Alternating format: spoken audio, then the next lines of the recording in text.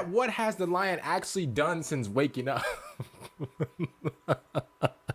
Listen, this video's like, this title sounds so like diss-worthy, because we all know obviously Vulcan's way better than lion, but I digress. Let's get right to it. Let's go. G'day, guys.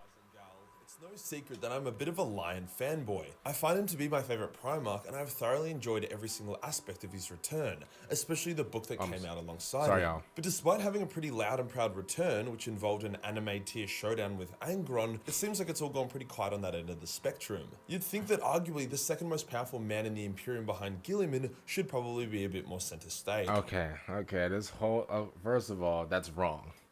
That's wrong. He means because obviously, like, you know, first is Vulcan, and then we can have the whole thing about, you know, like the Lion and Guilliman and stuff like that. Those guys are competing for number 2. Okay, that's like J. Cole and Kendrick Lamar. Like, bro, like obviously, bro, Drake is number 1. Like, come on, let's stop. Like, bro, Vulcan's not even like, come on, man. Like, bro, like Vulcan's not even like, he's leagues above both of those guys. So like. I like Majorkill, he's wrong right here, you know, I'm just saying, you know. In saying that though, he hasn't been doing nothing. Man has actually been a busy little bee. Buzz buzz. But unless you've read codexes and shit, which, let's be honest, probably like less than 5% of us do, you won't know about some of the dope stuff he's gotten up to. So allow me to fix that. Okay. Before we get started, there is literally no point in going to the gym or trying to get jacked if you haven't sorted out your diet. Abs are made in the kitchen, baby. True. So I've once again come in clutch to deliver. Alright, yo, oh, by the way, Bricky released the video. It's like 2 hours long. We're gonna check it out. And also, if I'm looking over to the right, bro, Warzone just dropped, y'all. I'm getting loadouts and everything sorted out, but obviously I'm still paying attention to the video. And but yeah, like, come on, Vulcan's still number 1. The Lion woke up with amnesia, but already covered in his new war plate. He also didn't have much control over his new forest walk ability yet, so just sort of went along with the flow, ending up on a foresty world that was controlled by a chaos warband after they had recently invaded. He discovered the world's survivors were being protected by a fallen angel, Zabriel, who immediately tried to slay the Lion, as his last memory of his gene sire was the Lion massacring the shit out Who the hell is Zabriel? Yo, it's like I'm finding out new characters every 10 seconds. It's crazy. Of his brothers on Caliban. However, after the Lion's memory was restored and they had a bit of a heart-to-heart, it was revealed that it was genuinely all a big misunderstanding. Okay. See, the Fallen were not unified at all. Some were loyal to the Imperium, some were loyal to Chaos, some were loyal to Caliban. I mean, fuck, some were loyal to the Emperor but not the Lion. The ones that were just normal, like Zabriel, were loyal to the Lion and Caliban and only fought against the Lion because they thought he had invaded them unprovoked, not knowing that it was one of the Fallen commanders who fired upon the Lion's fleet first. I told y'all, bro, I told y'all this, like, I don't know what video I told y'all this, but I told y'all this a long time ago. I said that, like, in Warhammer, bro, it's just a bunch of, like, confusion and like, oh, well, you know, we thought that you did this and we thought that you did that. Like, that's what I think Warhammer's about. Like, I think Warhammer's about, like, yes, Warhammer's about, like, beef and, like, you know, not 1v1. But, like, bro, at the end of the day, I just feel like Warhammer has, like, so many situations to where, like, there's just like big misunderstandings, y'all. That's what I feel about it. The Lion was actually happy to hear this, as it meant that many of the Fallen could be redeemed, with Zabriel becoming the first of the new risen redeemed fallen angels. From here, the Lion liberated the world by punching on with a bunch of Chaos Marines, including 2 Obliterators, in which he managed the forest walk mid-battle and found his new sword fealty, likely sent to him by the Emperor. With this sword, he made short work of the Obliterators and then moved on. His forest walk ability started taking him to various different worlds, each of which had one or more Fallen on them, showing a link between the ability and his wayward sons. One by one, the Lion recruited these new Risen into his ranks, all the while mastering his forest walk ability. He eventually came face to face with Seraphim him to various different worlds, each of which had one or more Fallen on them, showing a link between the ability and his wayward sons. One by one, the Lion recruited these new Risen into his ranks, all the while mastering his forest walk ability. He eventually came face to face with Seraphax, a fallen Dark Angel who used to be a librarian, but was now a Chaos corrupted sorcerer, as well as his lieutenant Baelor, another fallen angel who was uncorrupted. These 2 warriors had made a pact to stop each other from going too far over the edge and falling too hard to chaos. So, bro, we all listen. Let's just keep it real, and maybe listen. Y'all can like correct me if I'm wrong. But like, bro, like forming a pact or like just pinky squaring it up, bro, that's nothing in Warhammer, bro. Like, I'm pretty sure, like, I've heard that like many situations to where like people have like set up pacts and pinky squares and stuff like that in Warzone. I said in Warzone, sorry, in Warhammer, and they still broke it. They still broke the promise and they still like broke the pact. Like, it's Warhammer, bro. Like, we're not expecting, like, I'm not expecting just like loyalty to like anything. Like, this is Warhammer. Seraphax kept Baelor corruption free, and Baelor likewise did the best for his lord. Interestingly, Seraphax saw himself as loyal to the Emperor, and he came up with a plan. He wanted to capture the lion, remove the lion's soul, and then transplant his own soul into the lion's body. He would then get an audience with the Emperor, and during the audience, he would strike down the Emperor's withered corpse, hoping it would free the Emperor's spirit to allow him to become a true god and then destroy the Chaos Gods and all aliens. Obviously. Okay, you know what? I was about to clown him, but I'm gonna be honest with you. I like his creativity, and I like that he wanted to change. Like, I like that he tried to get rid of the Chaos Gods. Like, in that plan, he wanted to get rid of the Chaos Gods. I'm gonna keep it real. That, first of all, that would never work. That's number one. Because, bro, only Vulcan can do something like that. But, just to keep it real, hey, you know what? I'm gonna clap it up, for your creativity. And he wanted to, get rid of, Slaanesh. Sorry. Diddy 7.0, so I respect that. This plan was full of holes, and to put it plainly, was turbo retarded. Firstly, no one knows for sure what would happen if the Emperor was struck down, but the odds of it being terrible are pretty high. The Emperor beating Chaos and all Xenos is very, very low on the list of probable outcomes. Secondly, the lion's corpse getting puppeted by a Chaos Sorcerer would be very obvious to anyone with half a brain cell. The Emperor would sense it from a mile off, and the false lion would get annihilated by a kill team of elite custodians and Sisters of Silence. But the thought remains, Seraphax thought he was serving the Emperor still. This is what I mean by the Fallen's loyalty being all over the shop. However, the lion ain't no bitch, and he resisted the trap, getting help from his Risen. Seraphax then had to embrace chaos and became a monster to try survive, so Baelor stabbed his commander in the back to honor their deal, stopping him from going too far. However, Baelor was wounded in the process. He asked for the lion's forgiveness, which was given. Baelor was then given an honorable, merciful death, as he would have succumbed to his injuries regardless. The lion would then go on another forest walk, this time to enter a building he had previously been warned not to enter by a watcher in the dark. Alright, okay. Hey, we'll give the lion some cool points. He's a forgiving guy. Respect. I respect that. But at the end of the day, let's just keep it real for what it is, yo. Like, bro, Vulcan's way more forgiving than bro, Due to him not being a high enough level. But now, because of all the XP he got from the Seraphax quest line, he could enter. He was attacked by a shape-shifting warp entity that took the form of each of his brothers. However, the lion would find a shield and use it to destroy the entity. The shield was none other than the Emperor's own. It had the ability to reflect damage back onto the attacker, which would come in extremely handy later on. How he get that? Whoa, hold up. Yo, big imp. Yo, big imp. How he get that? Yo. How. Okay. I'm not jealous or nothing, but like how he get, so how he get that? Yo, Big E, you just you giving out shields and stuff. So okay.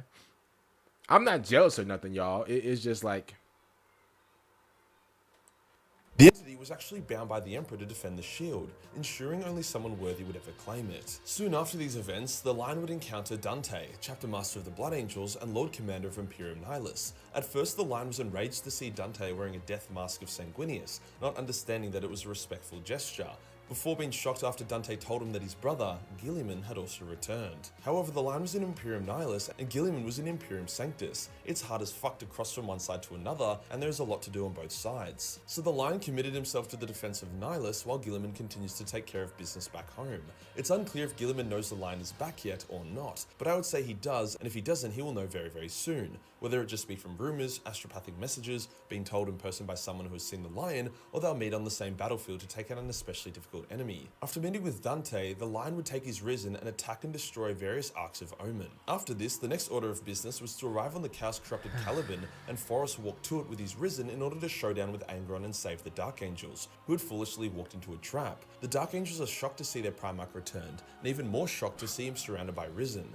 Hey yo, like Vulcan would never fall into a trap ever. Like of course the lion will fall to like bro. He think he him. Like I swear, bro. Like dudes that actually think that they're him, bro. They always like lose like after they think that they're him. Like Vulcan would never fall to any trap. Like he would never like. Come on, man. Like shout out to the lion. I'm not jealous or nothing like that. But like, come on, man. Like let's keep it real for what it is. Like man, imagine falling into a trap in Warhammer. It could never be the Vulcan. After all the thousands of years they'd spent hunting them, an especially funny scene has a Risen clamping Azrael on the back, being like, "Sup bro, you missed us?" And Azrael is like, "Ew brother, ew brother." The fight between Angron and the Lion is legendary, the only thing keeping the Lion alive during the fight being the Emperor's shield, as it was able to deflect Angron's mighty blows. Eventually the Lion would triumph, stabbing Angron in the throat and then proceeding to bash his brother's brains out with his shield, banishing him. However, Angron being Angron only needs a couple months to return to real space these days, so it's like using a hose to try to stop a supernova. Okay, maybe banishing Angron temporarily is more helpful than that, but you know what I mean. Here's where the lore gets a bit weird, because apparently the Codex writers and book writers never fucking speak to each other or read each other's works apparently. The Lion is reunited with the Dark Angels, with Azrael offering up his position back to the Lion. However, the Lion rejects this and allows Azrael to remain as the Supreme Grand Master.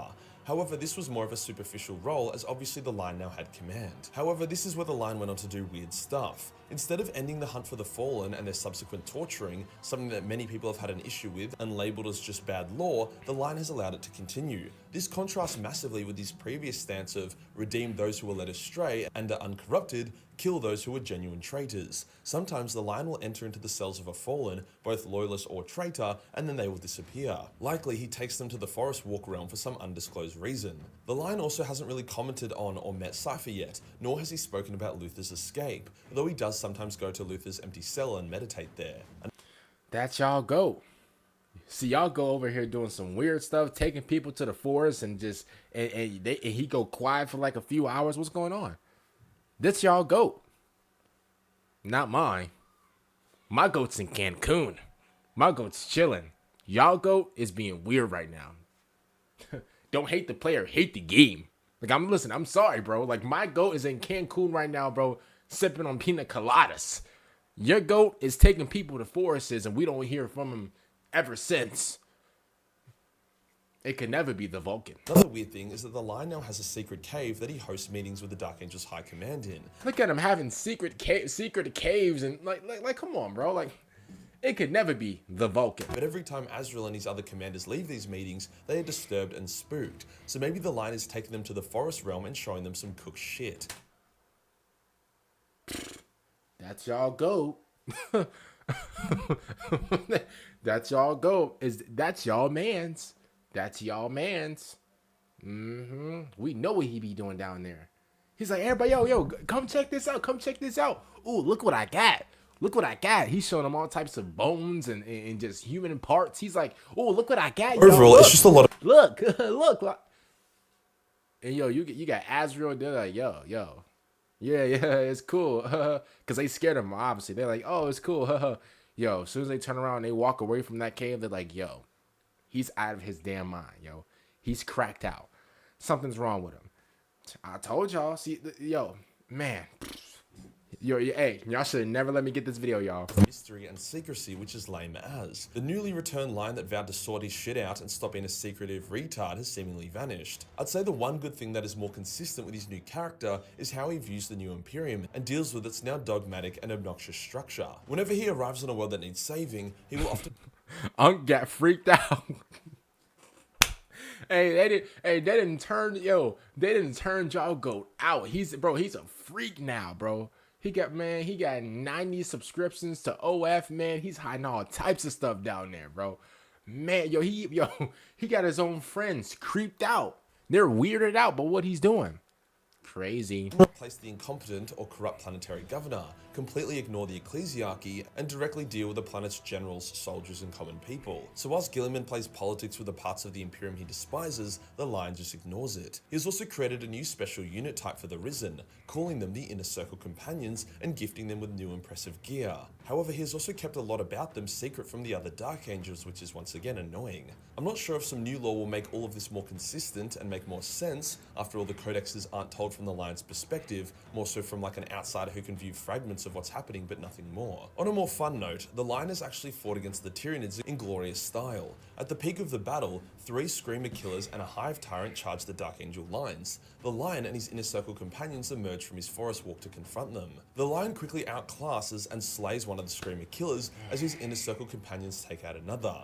The Lion then duels the third Screamer briefly, but then baits it into a kill zone where it's blown apart by gunfire. Now it was the Lion versus the Hive Tyrant. The fight was painfully one-sided, as the Lion cut off the Tyrant's sword arm. In response, the Tyrant wrapped its whip around his neck, but the Lion didn't give a fuck, simply shield bashing the bitch, cutting the whip off, and then slicing off its head. He then charges into the reeling Tyranid horde, crushing them and achieving a decisive victory. That is more or less the last we've seen of the Lion. He continues to travel around Nihilus, saving those he can, avenging those he can't. He's actually been called the Knight of Nihilus as a result of his efforts. But what will he do next? Well, sadly, unless a big-ass lore event happens, we will likely be waiting for his reunion with Guilliman for a little while. G-Man is balls deep in Nids and Necrons right now. The Lion is on the other side of the galaxy fighting everything and everyone. Perhaps he will track down Vashtor and thwart his attempts to unlock whatever the fuck he's trying to unlock, or maybe we'll finally get a loyalist Primarch vs Abaddon showdown. Alternatively, there is